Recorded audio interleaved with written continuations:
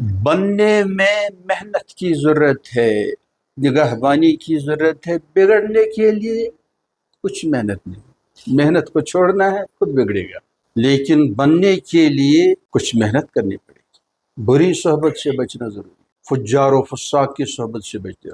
اور آج موبائل، اگر موبائل کا آپ سے میں ترجمہ پوچھوں تو کیا ترجمہ ہے؟ در بدر پھرنے والا۔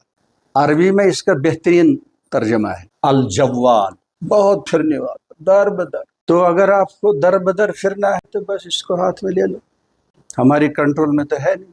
اور اس کی صحبت ہم زیادہ اختیار کر رہے ہیں، اس کی صحبت منیمم اختیار کر، چاہے کنٹینٹ میٹیریل اچھا ہی ہو پھر بھی اس کے زہریلے اثرات، اور پتہ نہیں دجال اس کے ذریعے سے کیا کیا کرے گا، اور اب بھی غلط استعمال کیا جا رہا ہے، اور اس کے ذریعے پروگرامنگ بھی کی جا رہی ہے، گویا ہمارے ذہن کو بدلا جا رہا ہے۔ تو موبائل کی صحبت میں ہم بیٹھتے ہیں، اس کے نتائج ٹھیک نہیں نکلتے، مضر اثرات، صحت کے لیے بھی مضر، آنکھوں کے لیے بھی مضر، دماغ کے لیے بھی مضر۔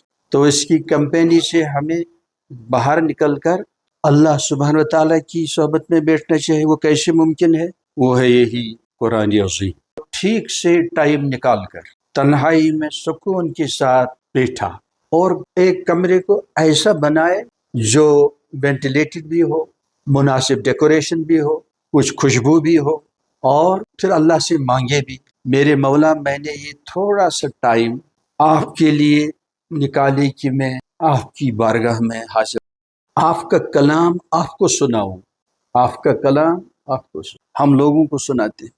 سورہ فاتحہ کے بارے میں صحیح روایت میں آیا ہے کہ رب العالمین جواب دیتے ہیں، لیکن جواب کی طرف ہماری توجہ جاتی نہیں۔